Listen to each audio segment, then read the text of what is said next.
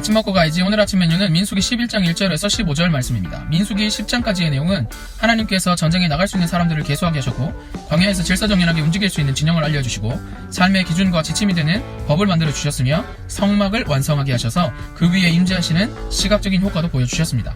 하나님께서 이스라엘 백성을 가나안 입성시킬 준비가 완료된 모습이며, 이스라엘 백성들 앞에는 적과 꿀이 흐르는 풍족한 미래, 밝은 미래가 있을 것 같은 준비 과정이었습니다. 그러나 이스라엘 내부의 문제가 터지기 시작합니다.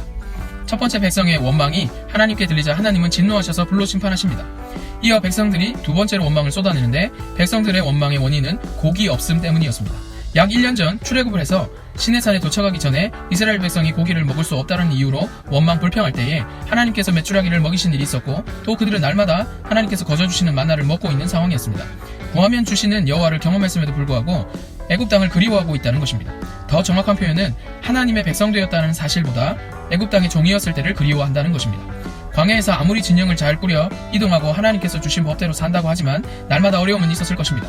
그러나 그것이 원망을 합리화시킬 수는 없습니다. 왜냐하면 하나님께서는 날마다 이스라엘의 필요를 채우시고 계시기 때문입니다.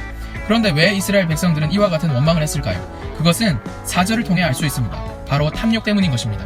이스라엘 백성들은 날마다 채우시는 하나님으로 만족하는 것이 아니라 더 좋아 보이고 더 풍성해 보이는 것을 가지지 못한 탐욕에서부터 그들의 원망이 쏟아져 나왔다는 것을 알 수 있습니다. 그렇게 울고 있는 온 이스라엘 백성을 향해서 하나님은 진노하셨습니다. 그리고 모세도 기뻐하지 않으며 이스라엘 백성의 원망에 지쳤다는 반응의 기도를 하나님께 드리는 모세를 볼 수 있습니다. 그들의 원망이 탁월한 리더인 모세를 지치게 한 것입니다. 탐욕은 만족하는 마음을 빼앗아갑니다. 또 비교하며 허상을 쫓아 허덕이게 합니다.